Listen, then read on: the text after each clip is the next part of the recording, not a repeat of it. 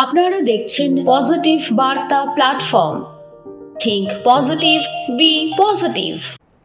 নমস্কার, পজিটিভ বার্তার পর্দায় আপনাদের আবারও অনেক অনেক স্বাগত। প্রতিদিনের মতো আমরা চলে এসেছি পজিটিভ বার্তার লাইভ অনুষ্ঠান নিয়ে। তো আপনারা চোখ রাখুন পজিটিভ বার্তার ফেসবুক লাইভ এবং ত্রিপুরা নলেজ সিটির পেজে। তো এখন যিনি উপস্থিত আছেন আমাদের বিশেষ অতিথি, উনি রয়েছেন তনুজ কুমার দেব। তো ওনার সাথে পরিচয় করে নেব। নমস্কার স্যার। তো পরিচয়টা একটু জেনে নেব আপনার কাছ থেকে। আমি সঞ্জীবনী সামাজিক সংস্থার প্রতিষ্ঠাতা ও সভাপতি। আচ্ছা, আমাদের সঞ্জীবনী সামাজিক সংস্থা বরাবরের মতো সবসময় সামাজিক যে কর্মকাণ্ড, সমাজসেবা সেটার সঙ্গে লিপ্ত রয়েছে। তো আমি সমাজসেবক হিসাবে একজন এসেছি আজকে এদিকে। আচ্ছা, তো আমাদের এই পজিটিভ বার্তায় এসে আপনার কেমন লাগছে? খুব ভালো লাগছে, কারণ পজিটিভ বার্তা সর্বদাই সমাজে যে রকম সমস্যা রয়েছে সেই সব সমস্যায় এগেনস্টে যেভাবে সোচ্চার হচ্ছে এবং প্রতিনিয়ত ওরা চেষ্টা চালিয়ে যাচ্ছে কীভাবে পজিটিভ দিক দিয়ে মানুষকে এগিয়ে নেওয়া যায়, পজিটিভিটি সঞ্চার করা যায়, সেটার দিক দিয়ে রাখছে। এর জন্য অসংখ্য ধন্যবাদ পজিটিভ বার্তাকে। ধন্যবাদ আপনাকেও এই পজিটিভ বার্তার অনুষ্ঠানে আসার জন্য। তো এরপর আপনার কাছ থেকে জেনে নেব যে এই যে সামাজিক সংস্থার কথা বললেন আপনি যুক্ত আছেন, সেখানে কবে থেকে যুক্ত আছেন বা কী ধরনের কাজ করেন এখানে? এই যে সামাজিক সংস্থা সঞ্জীবনী, তার যাত্রাপথ শুরু হয়েছিল 2021-এর 24শে আগস্ট। তো বিগত 3.5 বছরেরও বেশি সময় ধরে আমরা কাজ করে যাচ্ছি। আর আমরা বিশ্বাস করি যে দুর্গতদের সেবায় লিপ্ত মোড়া, ফলিব প্রাণী সুখের খনি, ক্লেশমোচনে সদা তৎপর, আস্থার অপর নাম সঞ্জীবনী। তো এই যে সঞ্জীবনী সমাজের যেরকম সমস্যা, বাধা বিপত্তি রয়েছে সেটার এগেনস্টে আমরা সর্বদাই নানাবিধ সামাজিক কাজকর্ম আমরা চালিয়ে যাচ্ছি। কীভাবে আমরা সমাজকে আরও এগিয়ে নিয়ে যেতে পারি, কীভাবে সমাজে পজিটিভ আরও আমরা থাকতে পারি, কীভাবে মানুষের পাশে দাঁড়াতে পারে, মানুষের পাশাপাশি যারা জীবকুল রয়েছে, পরিবেশ রক্ষা করতে পারি, সব দিকে আমরা চেষ্টা চালিয়ে যাচ্ছি সেবামূলক কাজ চালিয়ে যাওয়ার জন্য। বাহ, তো এরপর জেনে নেব যে আপনাদের এই কাজগুলি কোন কোন এলাকা জুড়ে করেন আপনারা? এমনিতে তো স্পেসিফিক কোনো এরিয়া নেই। আমরা মূলত আগরতলাতে আমাদের অফিস রয়েছে, কিন্তু আগরতলার পাশাপাশি সমগ্র জেলাগুলোতে আমরা কাজ করি। অন্যান্য জেলাগুলোতে আমাদের প্রতিনিয়ত কাজ হয়। এর পাশাপাশি যে ত্রিপুরার বাইরেও, যেমন আসামের পাশে ত্রিপুরার সময় আমরা সব সামাজিক সংস্থারা মিলে একত্রিত হয়ে কাজ করেছিলাম। মণিপুরে আমরা কাজ করেছি। তো এইরকম সব জায়গাতে আমাদের এই যে সেবামূলক কার্য চলে যাচ্ছে। আচ্ছা, তো কাজ তো করেন, তো এই কাজ করতে গিয়ে কি কোনো বাধার সম্মুখীন হতে হয়েছে? বাধার সম্মুখীন বলতে কিছুটা তো অল্প বিস্তর হতেই হয়, কারণ দেখতে পাচ্ছি যে আমরা তো যতটুকু চেষ্টা করি যে পজিটিভ থাকার, পজিটিভ বার্তা ছড়ানোর। তো সেই সঞ্জীবনী সামাজিক সংস্থাই হোক বা যারা অন্যান্য সামাজিক সংস্থার সঙ্গে জড়িত হোক, ওরকম যখন আমরা কাজ করি, কিছু কিছু আছে যারা ঋণাত্মক মানসিকতা সম্পন্ন মানুষ, ওরা তো চেষ্টা করে বাধা বিপত্তি সৃষ্টি করার জন্যে, কীভাবে ভালো একটা কাজ যাতে সবার মধ্যে না পৌঁছে, দুর্গতরা সেবা না পায়, ওরকম চেষ্টা হয়, মাঝে মধ্যে হয়। বাট যদি সেটি প্রথমেই বললাম যে পজিটিভ যদি আমরা থাকি, সকলে একত্রে মিলিত হয়ে আমরা যদি নিজেদের সেবামূলক কার্য চালিয়ে যেতে পারি, তাহলে বাধা বিপত্তিটা সেরকম। তো জেনে নেবো আপনার কাছ থেকে যে কাজগুলো করেন, কিছু আমরা সেই নিদর্শন আমরা জেনে নেবো আপনার কাছ থেকে যে কীরকম ধরনের কাজ আপনি করেন। কাজ বলতে আমাদের সঞ্জীবনী সামাজিক সংস্থা নানাবিধ কাজ করে। প্রথম হলো রক্তদান মহোদ্যান, আমরা সবাই জানি। তো ত্রিপুরা রাজ্যে বর্তমান যে অবস্থা, প্রতিনিয়ত প্রতি ব্লাড ব্যাংক আজকাল শূন্য।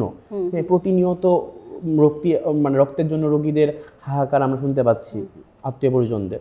তো এটা হলো এরকম একটা জিনিস যেটা মূল্য দিয়ে সেটা আমরা কেউ কিনতে পারি না। তো সেটাই আমরা সঞ্জীবনী সামাজিক সংস্থা আমাদের দ্বারা যতটুকু পসিবল হয়, প্রতি মাসে ধরুন 150 থেকে 180টা ইউনিট আমরা সামাজিক সংস্থার তরফ থেকে বিনামূল্যে আমরা ব্যবস্থা করে দিই রক্ত।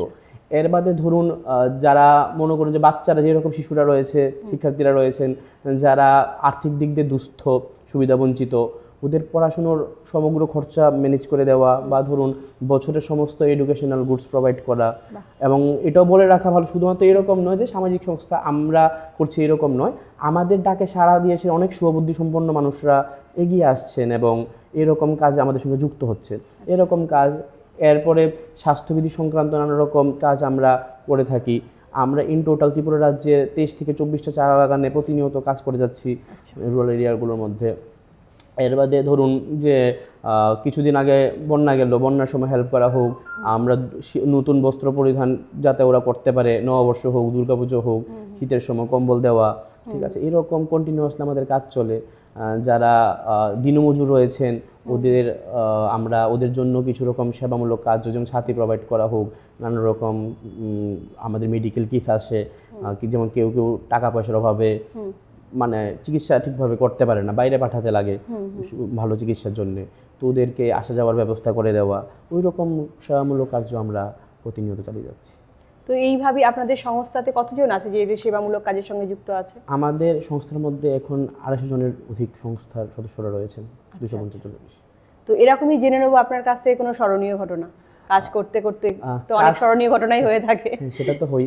স্মরণীয় ঘটনা বলতে এরকম হয় যে কোনো কোনো জায়গার মধ্যে আমরা যখন যাই, হয়তো বা মানে অনেক প্রত্যন্ত এরিয়ার মধ্যে আমরা যাই, যেমন কিছুদিন আগে আমরা বগাচেতাল একটা এলাকা, যেটা আমাদের রাজধানী থেকে প্রায় 130-35 কিলোমিটার দূরে, ওই রকম জায়গাতেও আমরা যাই।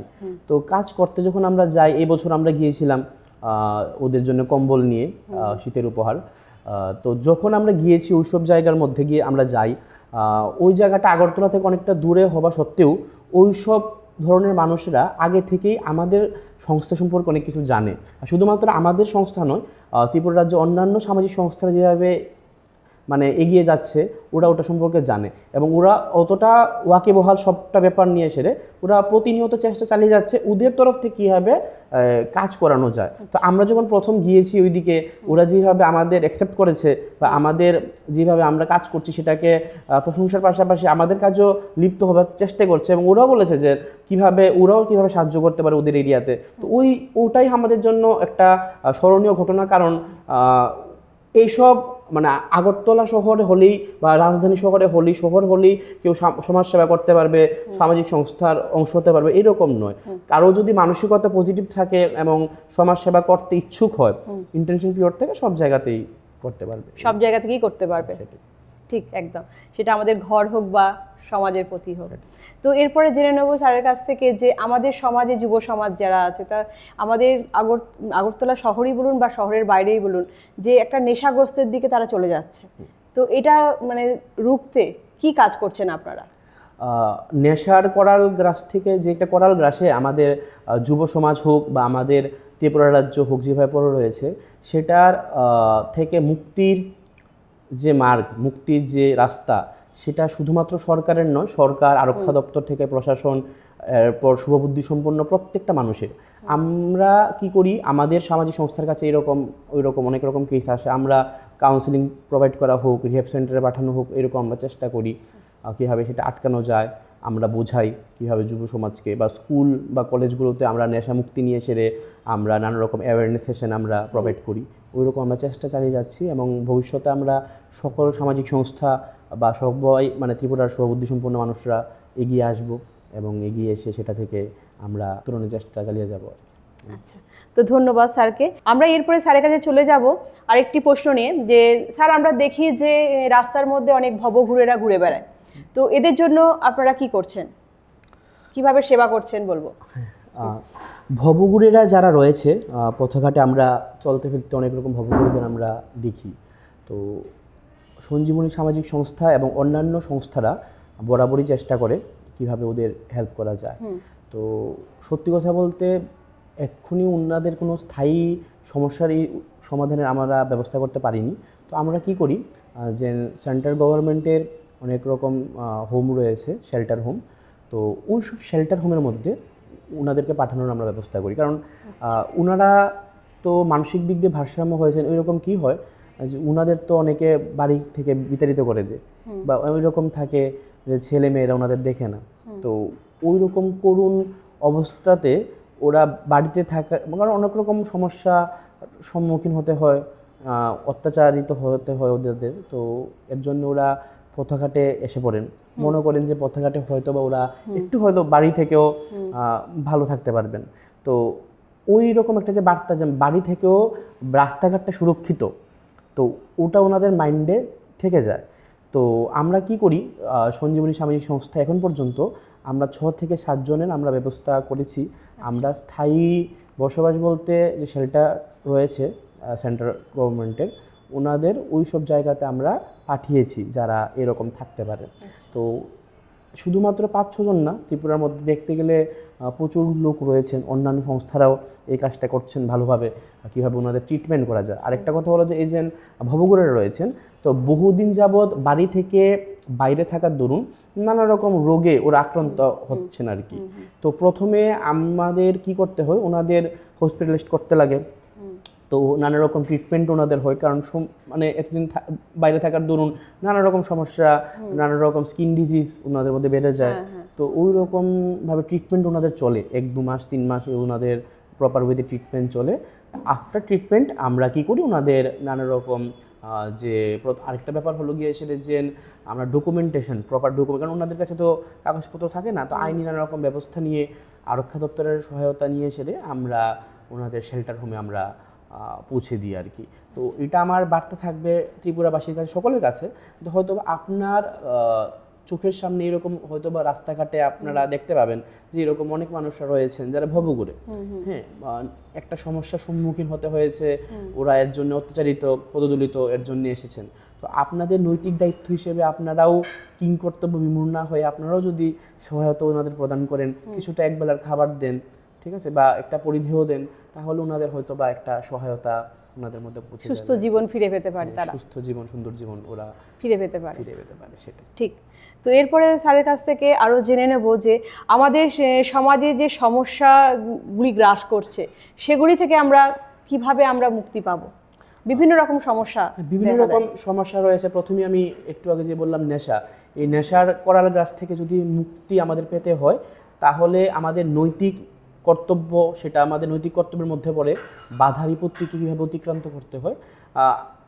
এই যে নেশা বিরোধী যে অভিযান, ধরুন এই নেশাটি অভিযান, সেটা কারোর ব্যক্তিগত অভিযান নয় বা ব্যক্তিগত সমস্যা নয়, এটা সর্বাঙ্গীনভাবে নির্মূল করতে গেলে আমাদের সকলের সম্মিলিত প্রয়াস প্রয়োজন।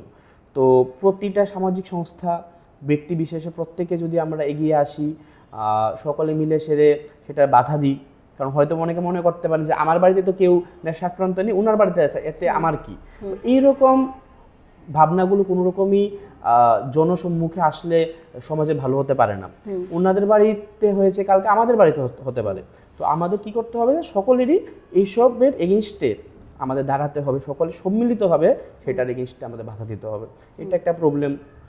দ্বিতীয় আরেকটা হলো গিয়ে সেটা শিশু বিবাহ, বাল্য বিবাহ যেটাকে বলে। তো যারা রয়েছেন, যারা হয়তোবা একটু কম শিক্ষিত মানুষরা রয়েছেন, যারা রয়েছেন একটু সিকিউরিটির কথা ভেবে কি করেন যে অল্প বয়সে মেয়েদের বিয়ে দিয়ে দেন, মনে করে যে বিয়ে দিয়ে দিলে হয়তোবা দায়িত্বটা শেষ হয়ে যাচ্ছে। কিন্তু এতে ওনার মানসিক শারীরিক নানাভাবে ওনাদের ক্ষতিগ্রস্ত হবার চান্স থাকে।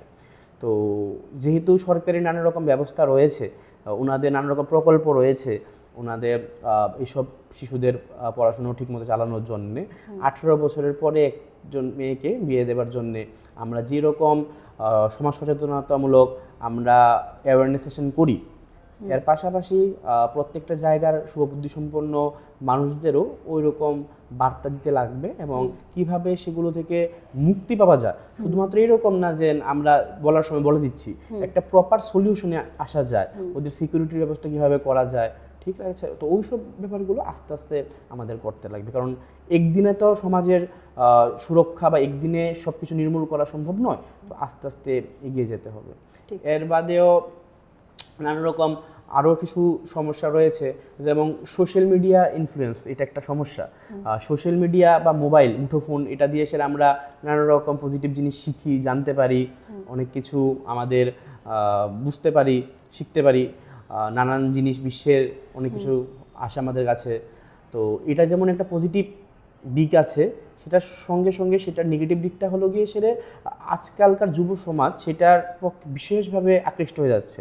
গেমিং বলুন বা অন্যান্য প্ল্যাটফর্ম বলুন, এত পরিমাণে আকৃষ্ট হয়ে যাচ্ছে যে এক তো শারীরিক ক্ষতি হচ্ছে, মানসিক ক্ষতিও হচ্ছে, তার পাশাপাশি আমাদের যে নৈতিক মূল্যবোধ সেটা কমে যাচ্ছে। আমরা আজকালকার যুব সমাজ কি হচ্ছে যে একজন আরেকজন বিপদে এগিয়ে আসছে না।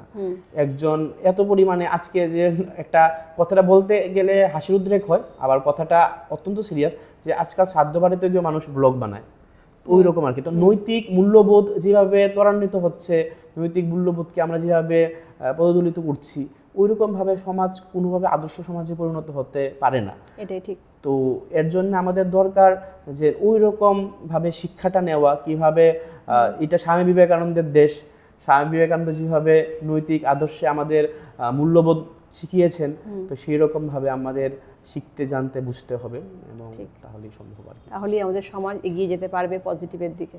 একদম ঠিক, একদমই তাই। তো এরপর স্যারের কাছ থেকে আরও জেনে নেবো যে আমাদের সমাজে মহিলারা তো নানা সমস্যায় ভুগছে, তো এই সমস্যা থেকে আপনারা কিভাবে সেটাকে এগিয়ে মানে সমস্যা থেকে বার করে আনার চেষ্টা করছেন? বর্তমান সমাজে এই যে মহিলাদের উপর নানা রকম অত্যাচার দিন দিন বেড়ে যাচ্ছে, বিকৃত মানসিকতা সম্পন্ন কিছু মানুষ সারা দেশই রয়েছেন, সারা বিশ্বেই রয়েছেন। তো এরকমভাবে নানাভাবে মহিলাদের অত্যাচারিত করেন। তো এই যে মহিলাদের অত্যাচারিত করেন, এটা তো সমাজের একটা ব্যাধি বলতে গেলে। তো এই ব্যাধি থেকে মুক্ত হতে হলে আমাদের সামাজিক সংস্থা সেলফ ডিফেন্সের কিছু কোর্স করায়, free of cost, fully free of cost. আমরা শহরতলিতেও করি, গ্রামাঞ্চলেও করি, আমরা করি। এর বাদে অন্যান্যরাও কোনো সরকারি তরফ থেকে করা হয়, বা অনেক রকম বেসরকারি সংস্থাও নানা রকমভাবে এগিয়ে এসে করায়। কারণ যদি মেয়ে বা মহিলা যারা রয়েছেন ওরা নিজেরা শক্তিশীল না হয়, সশক্তিকরণ ওদের মধ্যে না ঘটে, তাহলে অন্য কেউ কোনো ওনাদের ডাইরেক্টলি হেল্প করতে পারবে না। তো প্রথমে ওনাদের নিজেদের দিক থেকে নিজেদের শক্তিশালী করতে হবে, ফার্স্ট কথা। এরপরেও আমাদের কি দরকার, যে রাস্তাঘাটে যখন এরকম আমরা দেখি যে কোনো একটা মেয়ে বা মহিলা, ওনাকে হয়তো আমরা পার্সোনালি চিনি না, ব্যক্তিগতভাবে কোনো চেনা জানা নেই, ওটার এগেইনস্টে আমাদের দাঁড়াতে হবে। কারণ ত্রিপুরা রাজ্যে প্রতিনিয়ত এইরকম সমাজ মাধ্যমে আসছে, প্রতিনিয়ত এরকম ঘটনা আগরতলা বলুন, উদয়পুর বলুন, বিরোনী বলুন, প্রত্যেকটি জায়গায় হচ্ছে। তো ওই রকম বিকৃত মানসিকতা সম্পন্ন মানুষদের এগেইনস্টে দাঁড়াতে গেলে প্রয়োজন সমবেত প্রয়াস। তো সমবেত প্রয়াস ব্যতীত কোনোভাবেই ওই রকম সমস্যা থেকে আমরা মুক্তি পেতে পারবো না। আর মেয়ে মহিলারা যদি সুরক্ষিত না থাকে, ত্রিপুরা রাজ্যে হোক বা দেশে হোক, সুরক্ষিত না থাকে, কারণ সমাজের মধ্যে নরনারী মিলেছিল এই সমাজটা, ওরা যদি সুরক্ষিত না থাকে, ওরা যদি রাত্রি 8টার সময় বাড়ি থেকে বেরোতে ভয় পায়, তো এটা তো একটা লজ্জাজনক বিষয়। তো ওই সব জিনিস যদি না ঘটে, এটি আশা করব। আর সবাই যদি মিলেমিশে সেটা আমরা কাজ করি এইসব প্রবলেমের এগেইনস্টে সম্মিলিতভাবে, তাহলে এগুলো নির্মূল করা সম্ভব হবে আর কি। এই আর কি, যদি সবাইকে তো এগিয়ে আসতে হবে না, কারণ এটা তো এরকম না যে কেউ একটা সামাজিক সংস্থার সঙ্গে জড়িত আছে বলেই ওই কাজটা করতে পারবে, অন্যরা করতে পারবেন, এরকম না। হ্যাঁ, আমাদের কাছে একটা সেট টিম আছে, আমাদের কাজ করতে আমাদের অনেকটা সুবিধাজনক, আমরা কাজ করি প্রতিনিয়ত। এরকম কাজ আমাদের হয়, অ্যাওয়ারনেস সেশন হয়, আমরা যাই, ডোমেস্টিক ভায়োলেন্সের অনেক রকম কেস আমাদের কাছে আসে, আমরা সেটা আটকানোর চেষ্টা করি, নানা রকম আমরা ব্যবস্থা গ্রহণ করি, যেরকম ব্যবস্থা রয়েছে। এরকম ব্যবস্থা কি করেন? ডোমেস্টিক ভায়োলেন্সের যে ব্যাপারটা কি করেন, কিভাবে করেন? আইনি ব্যবস্থা আমরা নিই। আমরা প্রথমে নির্যাতিতাকে, অনেক সময় নির্যাতিতা কি হয়, একটা নির্যাতিতা একটা হীনম্মন্যতায় ভোগে, এরকম সমস্যার সম্মুখীন হবার দরুন।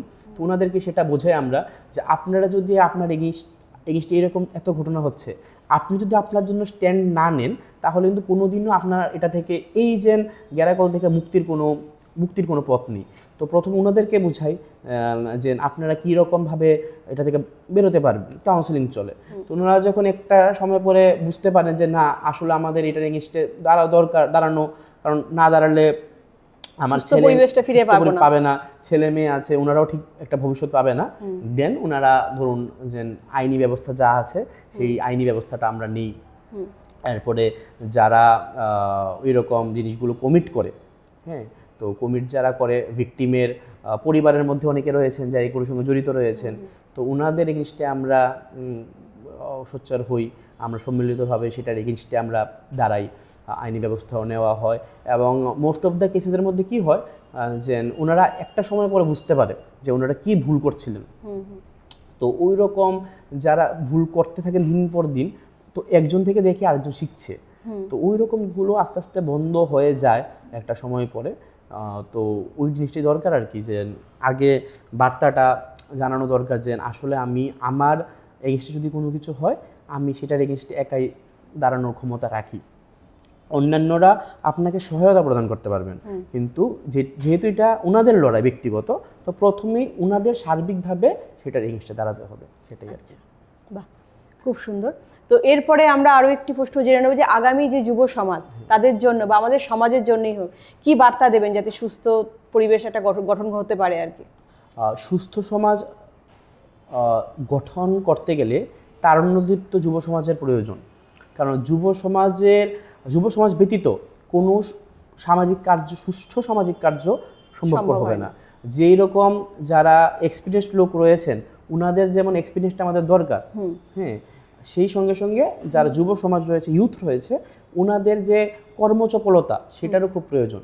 তো কর্মচপলতা যে প্রয়োজন আছে সেটা পজিটিভভাবে এগিয়ে নিয়ে যেতে প্রয়োজন যে নিজের বুদ্ধশক্তি সেটা আনতে হবে, স্পিরিচুয়ালিটি সম্পর্কে জানতে হবে, কারণ ভারতবর্ষ অনেক দার্শনিকের দেশ, স্বামী বিবেকানন্দ থেকে আরম্ভ করে নেতাজি এই দেশে সবাই জন্মগ্রহণ করেছেন, এপিজে আব্দুল কালাম জন্মগ্রহণ করেছেন, প্রত্যেকেই জন্মগ্রহণ যারা করেছেন তারা ভারতে কিছু না কিছু দিয়ে গেছেন, কিছু কিছু বুঝিয়ে গেছেন যে কোন জিনিসটা ঠিক, কোন জিনিসটা ভুলের এগেনস্টে কীভাবে দাঁড়িয়ে থাকতে হয়।